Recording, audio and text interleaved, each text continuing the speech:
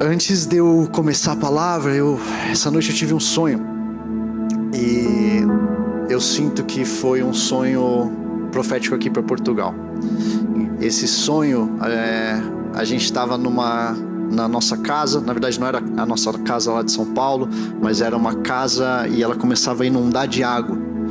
Só que era uma sensação muito esquisita, porque não é que as coisas estavam, não é que a gente estava se afogando. A gente estava em pé no quarto, só que a água ela estava até o teto, e era como se a gente estivesse imerso nessa água.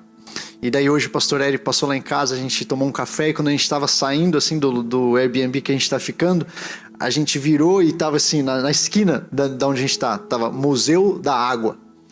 Eu nem sei o que é o Museu da Água. Alguém conhece o Museu da Água? Eu fiquei curioso para saber o que é o Museu da Água. Eu não sei o que é o Museu da Água, mas o que eu senti é que existe algo que está vindo. A gente tem orado desde quando eles vieram para cá, desde quando a gente estava orando por essa casa lá em São Paulo, sobre esse avivamento que está acontecendo na Europa. E sobre essa casa sendo algo que vai destravar e que vai realmente trazer essas águas, esse fogo do Espírito Santo para a Europa. Enquanto eu estava falando isso, agora eu processando com a minha esposa, o Senhor lembrou a gente de Ezequiel 47. Se você puder, abre comigo em Ezequiel 47. Essa aqui não é minha palavra ainda, tá? Mas eu senti muito forte de começar declarando e fazendo essa oração junto com vocês. Ezequiel 47, a torrente das águas purificadoras. Depois disso, no versículo 1, depois disso o homem me fez voltar à entrada do templo, e eis que saíam águas de debaixo do limiar do templo para o oriente, porque a face da casa dava para o oriente, e as águas vinham de baixo, do lado direito da casa, do lado sul do altar. Ele me levou pela porta do norte, me fez dar uma volta por fora até a porta exterior que olha para o oriente, e eis que corriam as águas ao lado direito.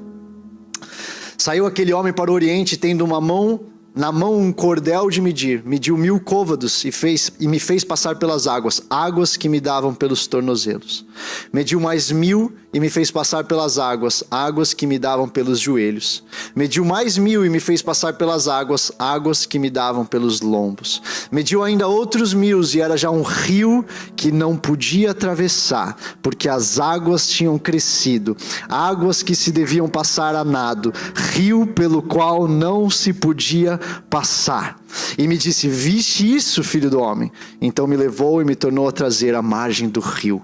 Eu queria orar com vocês pela Europa e pelo que está acontecendo aqui em Lisboa, tudo bem? Vocês podem orar junto comigo?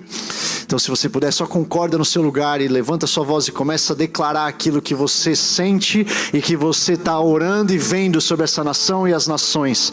Senhor Deus, obrigado por esse rio. Eu quero agradecer por essa torrente de águas que vem do teu templo, Senhor. Eu quero te agradecer porque essa água que está nos tornozelos vai subir, Senhor. Começa a orar, levanta a sua voz dizendo: vai subir, sobe a tua água, Senhor. Sobe a tua água até que ela esteja nos nossos joelhos, Senhor. Nós cremos nesse rio que vai ter um momento em que a gente só vai conseguir nadar nele, Senhor Deus. Nós nos alegramos por essa nuvem do tamanho do punho de um homem que nós estamos vendo aqui, e nos alegramos pelas torrentes de água que virão.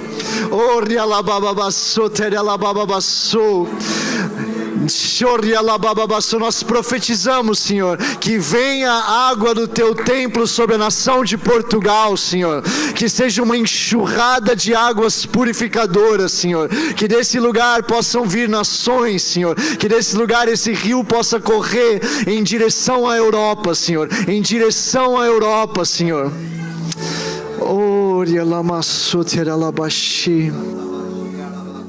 Eu sinto muito no meu espírito esse rio sendo cavado. O Senhor me mostra como um rio sendo cavado com aquelas garras grandes e saindo dessa casa e ligando a todas as nações da Europa. Eu quero orar, Senhor, até pelo greenhouse que está prestes a acontecer, Senhor, que sejam ligações, que sejam conexões do teu reino, Senhor. Usa essa casa, usa os líderes que estão aqui para abrir caminho para o teu rio, Senhor. Não é um rio pela força da mão do homem, Senhor. Não é por força nem por violência, mas pelo teu Espírito, Senhor. Venha soprar as águas. Sopra as tuas águas sobre a nação de Portugal. Sopra as tuas águas sobre as nações da Europa, Senhor. Em nome de Jesus. Em nome de Jesus, amém. Amém? Se você acredita isso no seu coração, com fé, dá uma salva de palmas para Jesus, celebrando por aquilo que Ele vai fazer. Uau!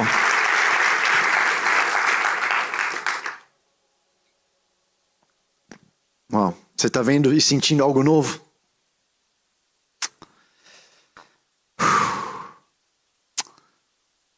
Eu amo aquilo que o Senhor está fazendo. Eu amo poder fazer parte disso. Assim como o pastor Eri falou, hoje eu tenho o privilégio de servir como pastor das gerações para Zion Church Global e lidando com bastante jovens de várias idades. Quem é que sabe que jovem é uma bênção? Quem é que sabe que jovem dá bastante trabalho? Não é não, Paulão e Mar? Não. Aqui não. Lá em São Paulo. Lá em São Paulo dá. Os jovens de Lisboa são cheios do Espírito Santo. Cheios do Espírito Santo, da palavra de Deus, do caráter de Cristo. Mas quanto mais eu oro, aconselho e tenho o privilégio de servir essa geração, tem um clamor que vem crescendo no meu coração, que é: se eu pudesse colocar poucas coisas, se eu pudesse fazer uma oração talvez mais simples, que eu creio que transformaria gerações, famílias e casas para o futuro, seria: Senhor, coloca mais do teu temor no coração dessa geração. Senhor, que o temor do Senhor seja maior do que o temor dos homens. Eu creio que o temor dos homens é uma arma silenciosa que o inimigo vem usando para silenciar a nossa geração. Pessoas que estão com o Senhor, não estão em pecado. Pessoas que caminham com o Senhor, mas de repente elas são amordaçadas pouco a pouco pelo pensamento: o que as pessoas do meu lado vão pensar? O que a pessoa da minha faculdade vai pensar se eu fizer isso? O que a pessoa do meu trabalho vai pensar se eu fizer isso? E hoje eu quero dividir uma palavra que o Senhor colocou no meu coração, que é movido por temor. Eu quero começar te perguntando: o que é que te move? O que te move hoje? O que é algo que está no seu coração que te move? A paixão te move? O amor por vida te move? Eu quero sugerir que isso é bom, isso é muito, muito bom. Mas eu quero sugerir, e na verdade o Senhor colocou um encargo no meu coração, para trazer uma mensagem sobre uma geração que vai ser movida pelo temor de Deus. Abre sua Bíblia comigo em Números 25. Números capítulo 25. A gente vai ler a partir do versículo 1.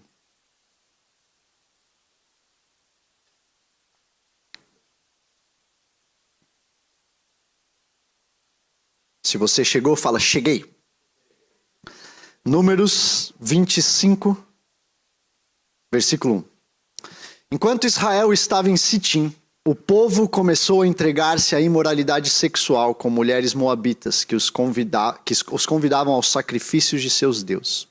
O povo comia e se prostrava perante esses deuses. Assim Israel se juntou à adoração a Baal-Peor. E a ira do Senhor acendeu-se contra Israel. E o Senhor disse a Moisés: prenda todos os chefes desse povo, enforque-os diante do Senhor à luz do sol, para que o fogo da ira do Senhor se afaste de Israel. Quem é que sabe que isso aqui é um plano que Israel está em perigo, o povo está em perigo. Então Moisés disse aos juízes de Israel: cada um de vocês terá que matar aqueles que dentre os seus homens se juntaram à adoração a Baal-Peor.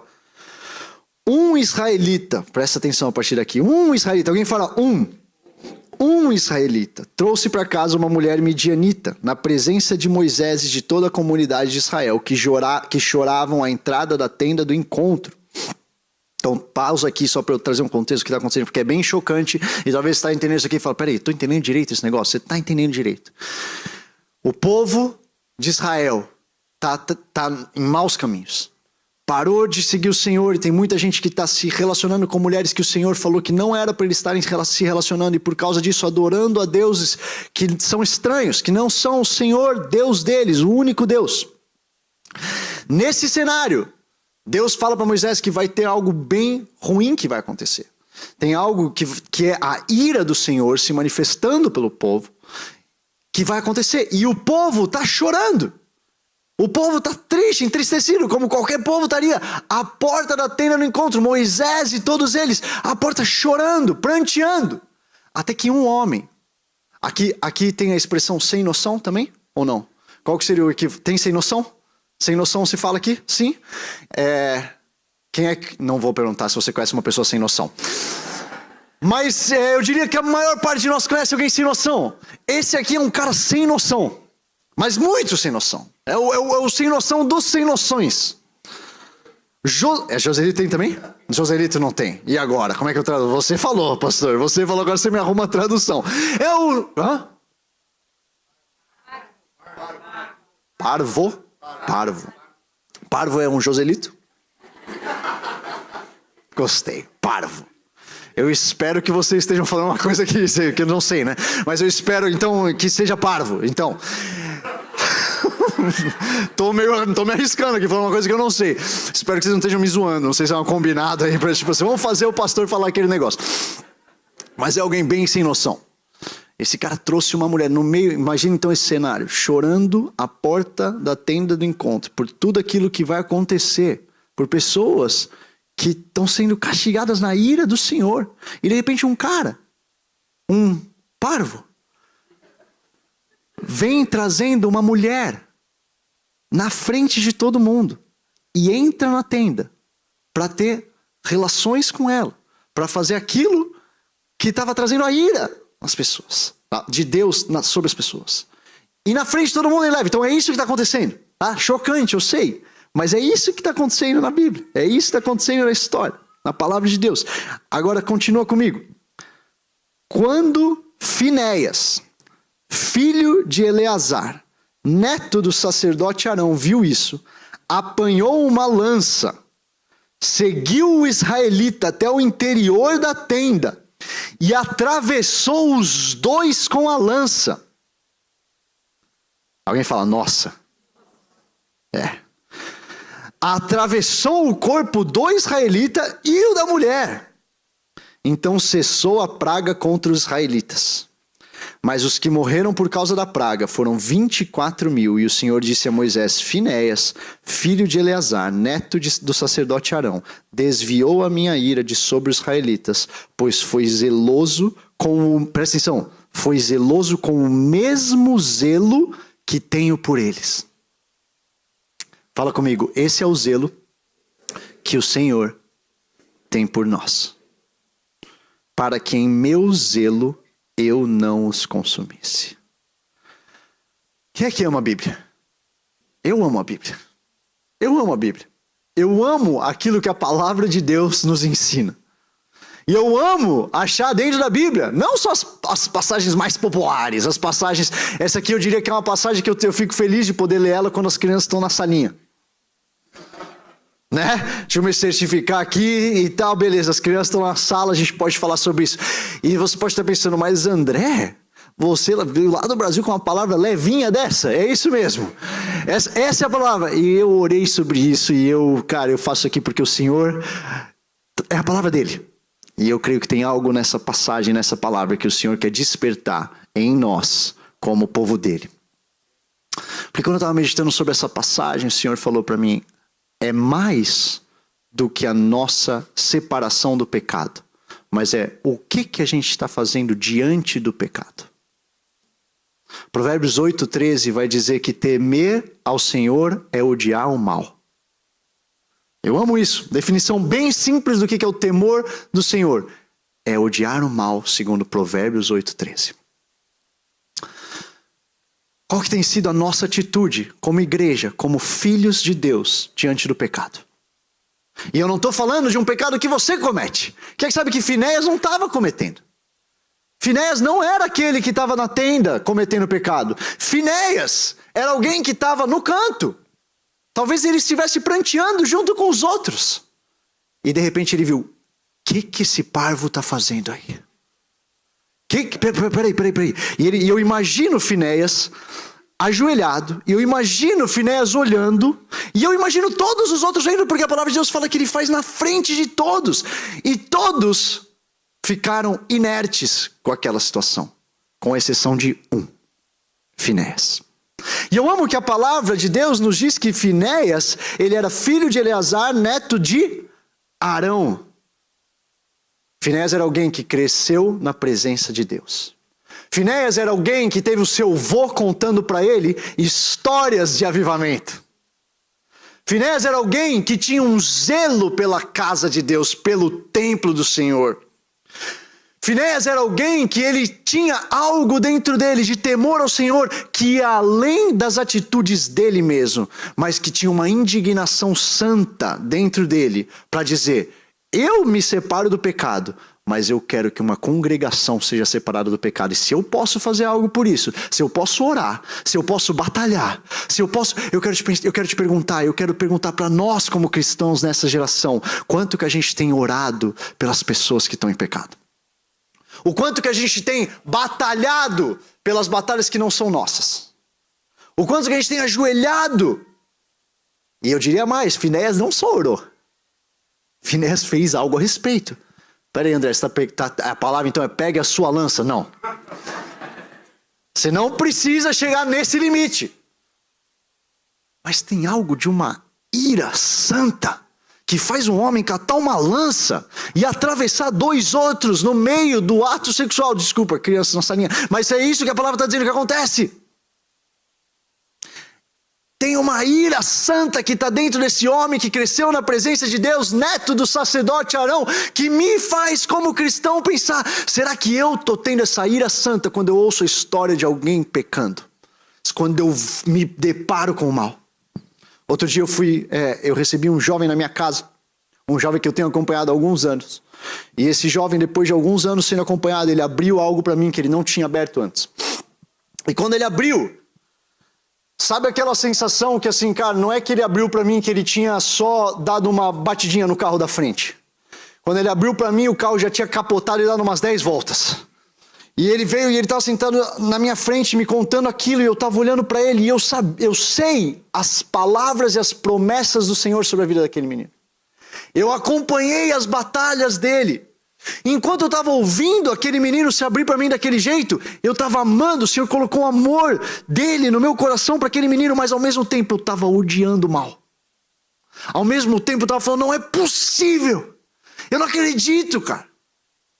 Se a manifestação daquele mal tivesse ali, e eu tivesse uma lança, a lança talvez seja muito pesada, mas assim, eu acho que eu sairia na mão. Teve uma vez que eu estava de noite em casa e, cara, eu comecei a sentir um ataque. Eu não sei se deveria falar isso primeira vez aqui, né? A gente está se conhecendo, vocês vão achar que eu sou meio louco. Mas eu sou um pouco, tá tudo bem. E, cara, daí eu acordei e eu tive a sensação, eu acordei de um sonho. E eu tinha a sensação de um ataque sobre a vida dos meus filhos. Na verdade, é só Luiz, já tinha nascido naquela época. E eu tive a sensação, cara, tem um ataque aqui. E eu saí, a gente morava no antigo apartamento, eu saí da porta. E eu me vesti da armadura. Mas assim, não é só que eu me vesti da armadura, Senhor, me reveste de armadura de fé. Não. Eu fui old school. Eu tipo assim, vestindo aqui, Evangelhos da Paz, beleza, capacete da salvação. De verdade, na sala de casa às 3 da manhã. E eu me vestindo aqui, eu catei, eu falei: agora tá bom, eu tô com essa espada aqui que é a tua palavra, Senhor. E eu saí dando espadada pela minha sala, irmão. Mas se você me visse, velho, era assim, olha, o samurai. Peguei as minhas raízes japonesas, irmão. E eu falei: é agora. Eu saí, sem brincadeira, cara. E eu pensei: se alguém ver esse vídeo um dia, se esse vídeo chega no meu trabalho um dia, eu acho que eles me internam.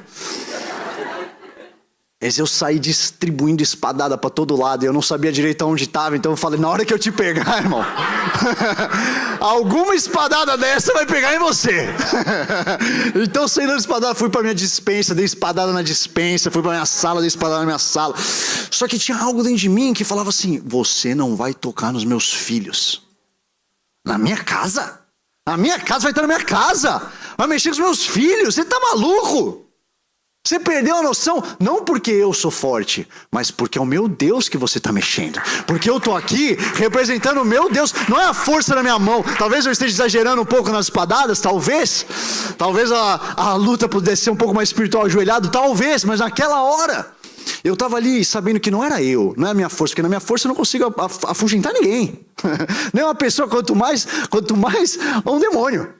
Mas com o Senhor me revestindo da armadura dele, cheio do Espírito Santo dele, e é o zelo que eu sinto que o Senhor está querendo colocar dentro de uma geração que se separa do mal e odeia o pecado. Temer o Senhor é odiar o pecado. E a primeira coisa que a gente tem que entender é que o temor de Deus, ele sempre esteve com Deus. Sempre foi um plano do Senhor que a gente temesse Ele. Abre comigo em Deuteronômio 6.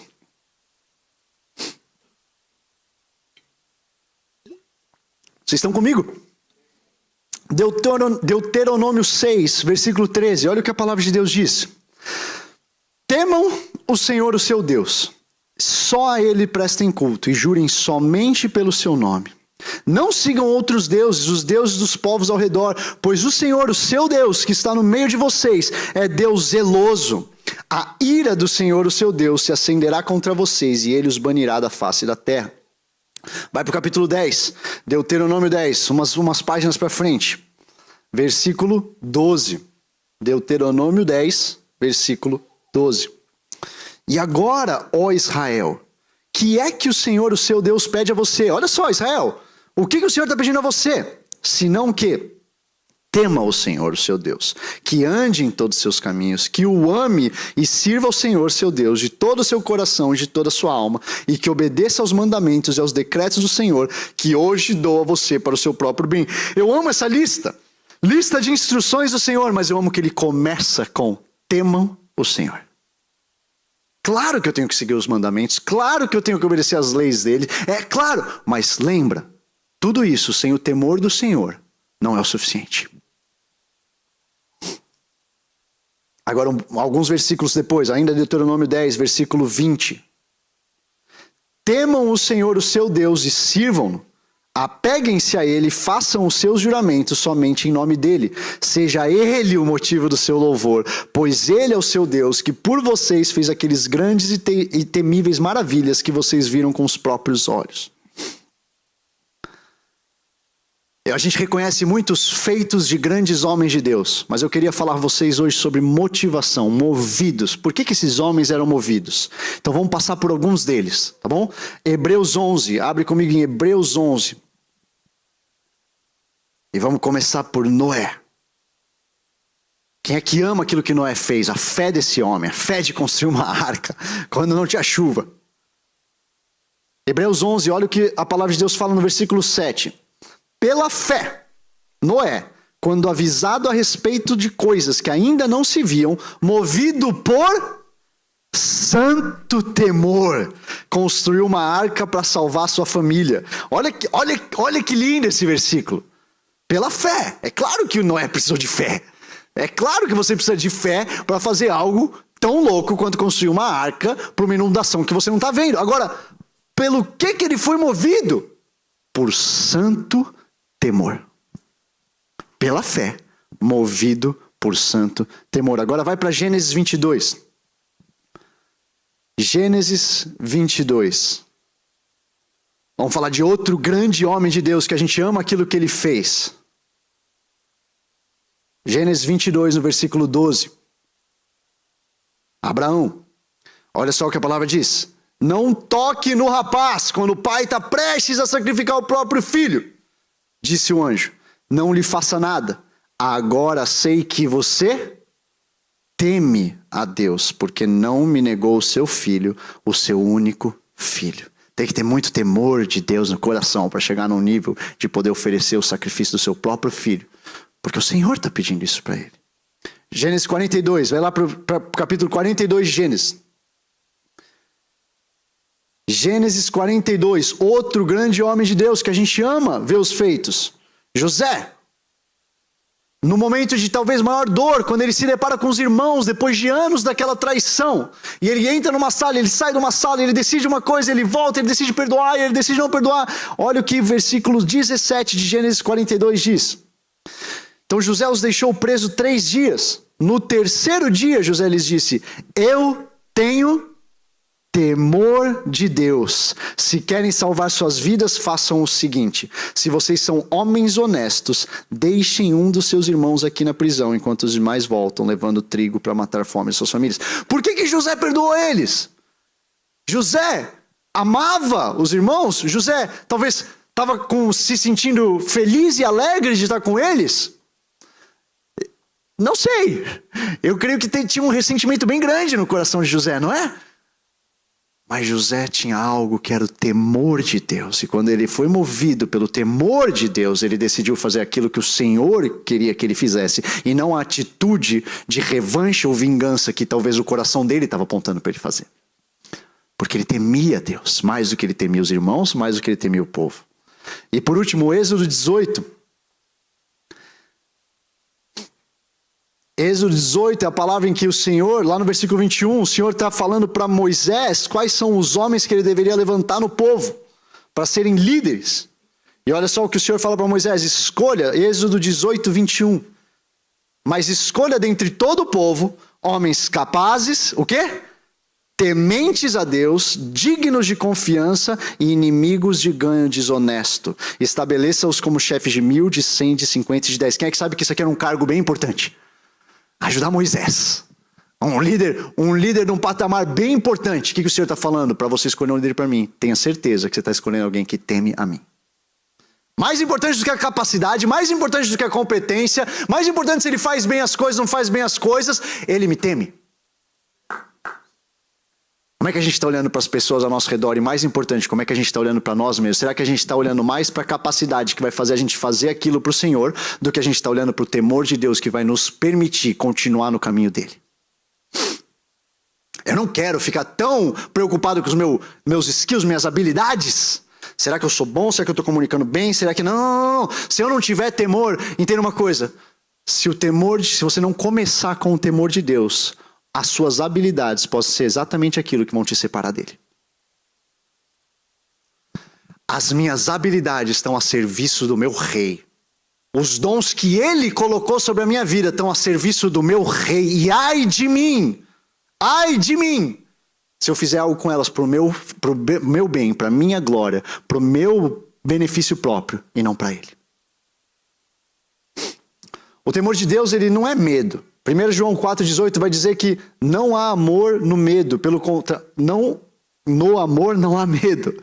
No amor não há medo. Pelo contrário, o perfeito amor expulsa o medo, porque o medo supõe castigo.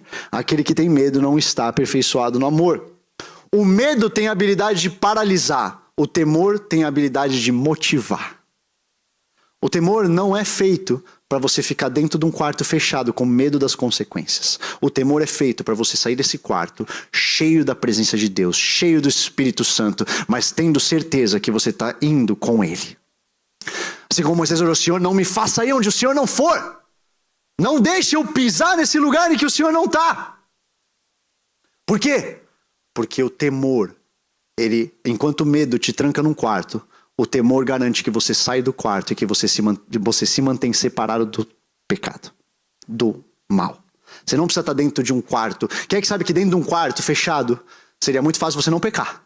Talvez na sua mente você poderia pecar, mas seria difícil. Você sozinho, preso num quarto, sem seu celular, sem uma tela, você só tem sua mente. Fora do quarto é muito mais fácil, a gente está muito suscetível às outras coisas. Agora o Senhor está colocando algo tão precioso dentro da gente. E eu quero sugerir uma coisa hoje. Eu quero sugerir que o temor de Deus é o maior presente de um pai bom. O temor de Deus é o presente de um pai bom. Abre comigo Êxodo 20. A gente leu Êxodo 18, agora vai para Êxodo 20, no versículo 20. Moisés disse ao povo: não tenham medo. Deus veio prová-los para que o temor de Deus esteja em vocês e os livre de pecar. Eu amo esse versículo. Eu amo esse versículo para explicar essa diferença. Não tenham medo. Por que eu não vou ter medo, Senhor?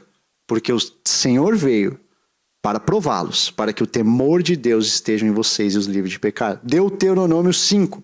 A gente vai fazer mais uma passagem por Deuteronômio 5 e 6. Vamos começar com Deuteronômio 5, 29. Quem dera eles tivessem sempre no coração essa disposição para temer-me e para obedecer a todos os meus mandamentos. Assim tudo iria bem com eles e com seus descendentes para sempre. Olha isso que o Senhor fala. Tudo poderia ir bem com eles e com seus descendentes, se eles tivessem o temor do Senhor no coração. É um presente de um pai bom. Capítulo 6, um capítulo depois. Deuteronômio 6, versículo 24. O Senhor nos ordenou que obedecêssemos a todos esses decretos e que temêssemos o Senhor nosso Deus, para que sempre fôssemos bem-sucedidos e preservados em vida, como hoje se pode ver. Claramente, se você vai examinar as Escrituras, você vê que o plano do Senhor sempre foi abençoar o povo dele. O plano do Senhor sempre foi dar muitos presentes para o povo dele, mas eu quero sugerir que antes de dar todos os presentes, ele dá um que é o mais importante para que os outros possam ser recebidos. E esse presente se chama temor de Deus. Eu quero falar um pouco para vocês, a minha aventura como pai tem me ensinado muito do coração de Deus Pai. E eu confesso que hoje eu entendo muito mais o temor de Deus como pai do que eu entendia quando eu não era pai. Hoje, como eu falei, o meu filhinho mais novo, ele ainda é muito novo para ser disciplinado. Mas a minha filha está com 2 e 5 meses, ela já entrou numa boa fase. Quem é que tem filhos aí que estão nessa fase ou que já passaram pela fase dos dois alguma coisa? As pessoas têm um nome em inglês para essa fase de alguma coisa two. Mas eu repreendo essa palavra em nome de Jesus. Lá na minha casa é o wonderful two. É o amazing two. Mas às vezes os psicólogos estão certos. Às vezes tem razão nessas tais expressões. E a minha jornada com a minha filha mais velha tem sido incrível para eu entender um pouco mais o que o Senhor tem quando Ele diz isso aqui é um presente. Sabe por quê? Eu não vou conseguir estar com os meus filhos daqui 20 anos, quando alguém oferecer para eles alguma coisa que eles não devem pegar. Eu posso fazer o meu melhor trabalho hoje, eu posso ensinar para eles tudo, eu posso dar tudo que eu sei aqui, eu posso dar tudo que eu sei como conhecimento para eles. Daqui 20 anos, eu oro para que não, mas a verdade é que tem um risco de que algum amigo chegue para eles na escola, na faculdade, e fale assim, tem esse caminho que é muito legal, você não quer seguir? A minha oração todos os dias pela vida dos meus filhos é, Senhor, coloca o teu temor no coração deles. Para que no dia que eu não estiver na sala para dizer, isso aqui pode, isso aqui não pode, o Senhor possa dizer. Para que tenha uma separação do pecado que vai além das minhas próprias atitudes, vai além da minha própria cobertura. O Senhor Deus ama para acolher a gente debaixo da asa, mas Ele nos deu o livre-arbítrio para a gente poder fazer as nossas escolhas. Então quando Ele dá o livre-arbítrio para o povo dele, Ele dá também o temor dele, para dizer, se você precisa, porque eu sou bom o suficiente para te dar o livre-arbítrio da escolha, eu também te dou o temor para você poder decidir para aquilo que te separa do pecado.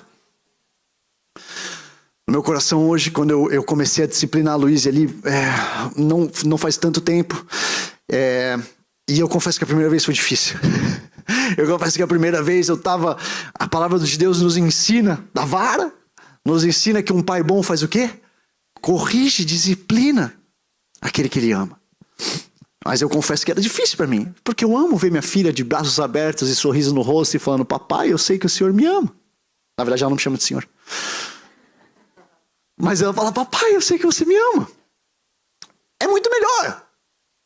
E eu me lembro da primeira vez que eu fiz.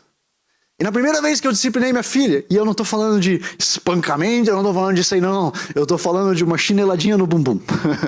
Eu estou falando de uma vara no bumbum. É isso que eu estou dizendo. E eu não estava com ira, eu sondei meu coração e eu puxei ela de canto e falei, filha, papai te ama, mas eu preciso que você entenda que tem consequência para aquilo que é errado.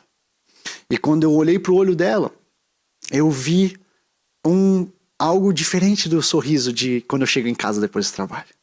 Eu vi algo que parecia mais com medo, ela estava assustada. Assustada, não porque eu tinha ido demais, mas porque ela estava vendo uma feição do pai dela, que ela não conhecia até então. E foi difícil como o pai ver isso. Foi difícil ver ela com aquele olhar para mim. E na hora que eu estava fazendo isso, eu estava pensando, Senhor, eu creio que é assim que o Senhor está sentindo quando o Senhor nos dá o teu temor. Porque a gente precisa ter a visão da face do Senhor que ama, que abraça, que nos acolhe, mas a gente precisa entender que esse é o mesmo Deus que é fogo consumidor.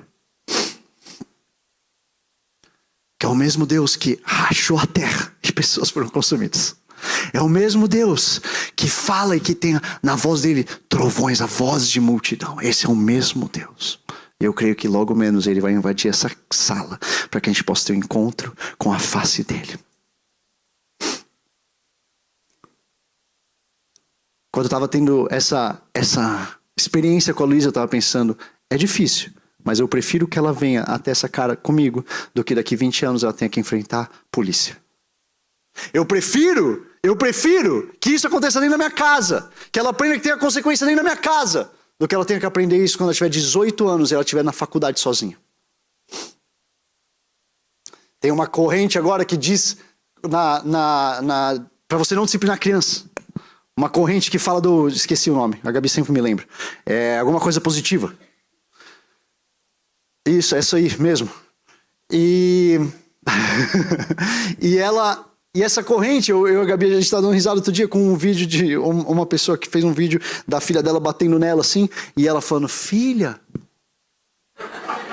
A mãe falava assim, filha, você é tão linda. E a filha, tá, enchendo ela de bolacha na cara. E ela assim, filha, mas se você se comportar, você vai ganhar presente. E a filha, tá.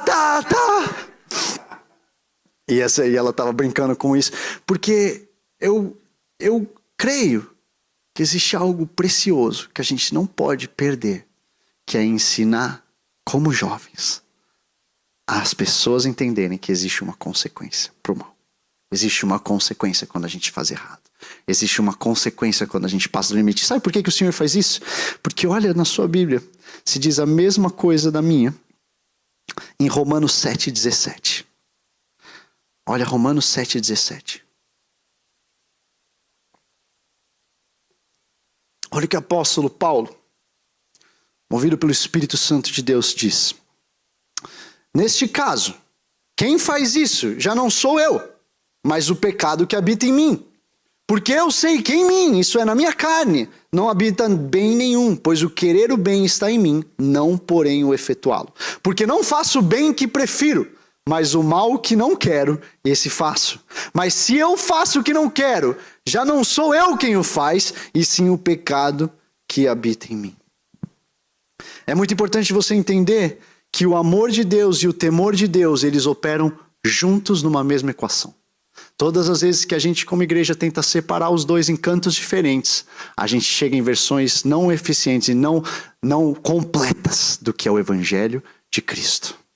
Para você entender o amor de Deus, você precisa entender o temor de Deus junto.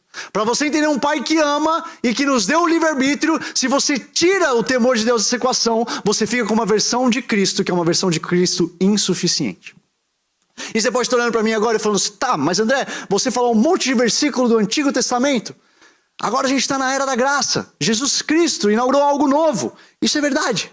Agora vamos então olhar para algumas passagens do Novo Testamento, porque eu quero terminar falando para vocês que talvez você está nessa sala aqui e você tem anos, décadas de caminhada com o Senhor. Talvez você já não está falando, cara, mas eu já ouvi muitas vezes, eu sei do temor de Deus, mas eu quero terminar falando para vocês que existe uma expectativa constante de crescimento no temor de Deus. O que eu tenho de temor de Deus hoje não é suficiente. O que eu vou ter de temor de Deus quando eu tiver 90 anos e servindo o Senhor não vai ser suficiente.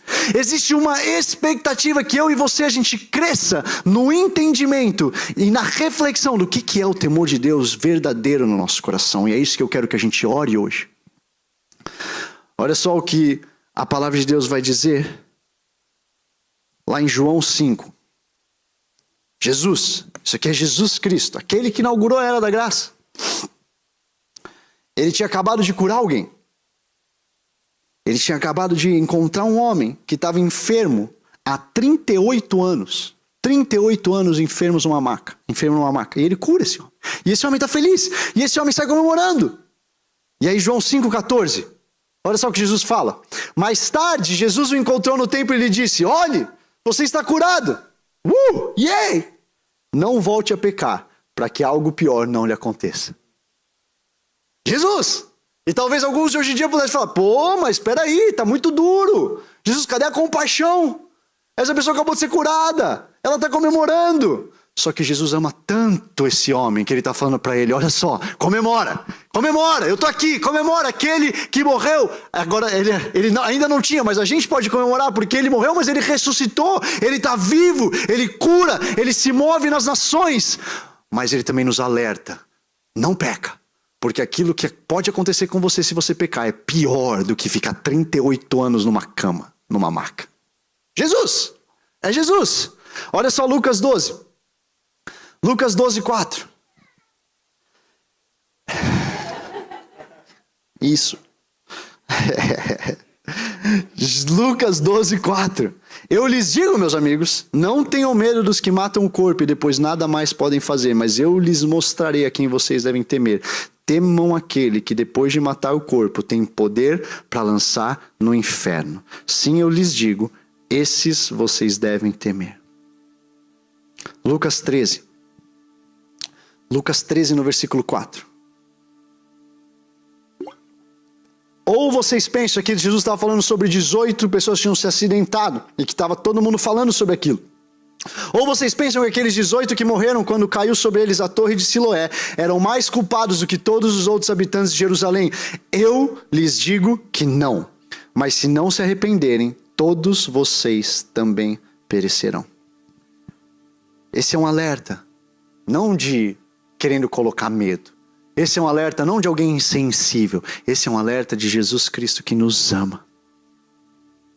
Que se importa com a gente. Que se importa tanto com a gente que Ele ama a gente para trazer a gente para algo diferente. Para receber a gente como a gente está. Mas Ele também ama muito a gente para deixar que a gente não fique do jeito que a gente está. Que a gente seja transformado. Que a gente escolha todos os dias se separar do pecado. Uma pessoa mental e espiritualmente saudável conhece a necessidade crítica do temor do Senhor. Ele assim pedirá para estar em boa forma espiritual e para não se tornar tolo, arrogante e perder tudo. Eu termino com Isaías 66. Isaías 66, versículo 1 e 2. Assim diz o Senhor: o céu é o meu trono, e a terra o estrado dos meus pés. Que espécie de casa vocês me edificarão, o Senhor fala. É este o meu lugar de descanso?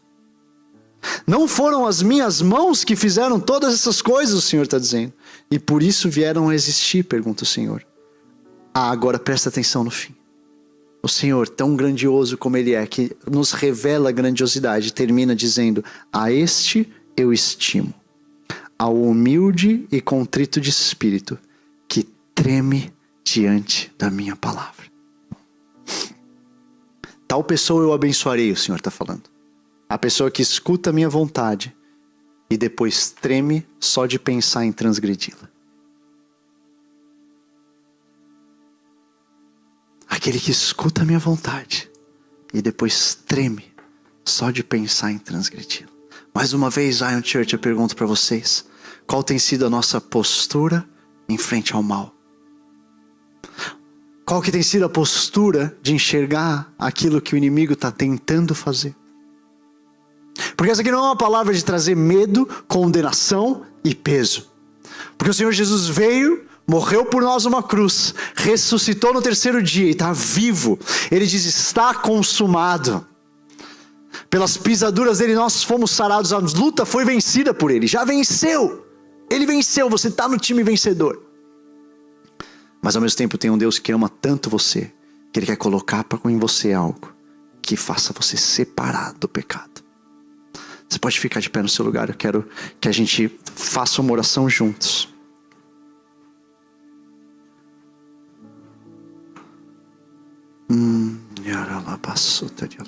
Eu creio, quando o Senhor estava me pedindo para trazer essa palavra específica aqui, Ele me falou que Ele queria também dar a chance de pessoas de terem um encontro com uma face que talvez você ainda não tenha tido do Senhor.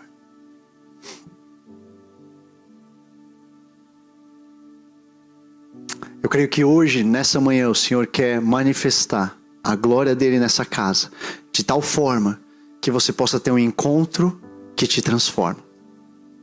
Não só um encontro que te faz ficar bem, ou talvez cair no espírito, ou dar risada. Isso é muito bom, e a gente sempre tem que buscar isso.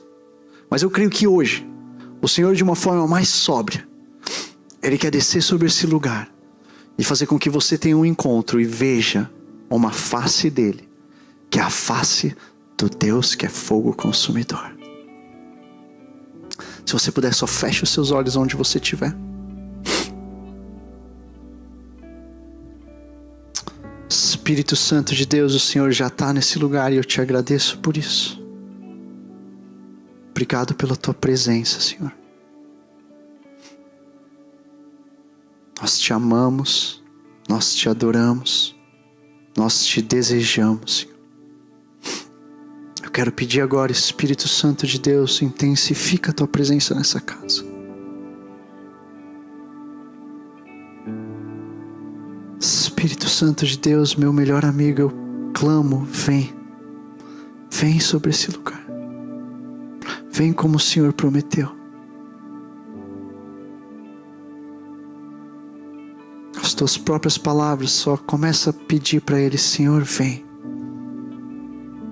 A palavra de Deus nos diz que enquanto a gente se achega a Ele, Ele vai se aproximar e se achegar de nós. Então nessa hora te exclama com as tuas palavras, Espírito Santo de Deus, vem. Eu preciso do Senhor. Eu preciso do Senhor. Eu preciso ter um encontro face a face. Face a face. Sinto o Senhor Deus escondendo a gente na fenda da rocha. O Senhor Deus, Ele é tão grandioso, que Ele diz, eu vou passar por você, você não verá minha face, você verá a minha passagem, as minhas costas, e você terá um encontro com aquele que é o Deus Criador dos céus e da terra. Senhor Deus, o Senhor é o Alfa e o Ômega. O Senhor é grandioso, Deus.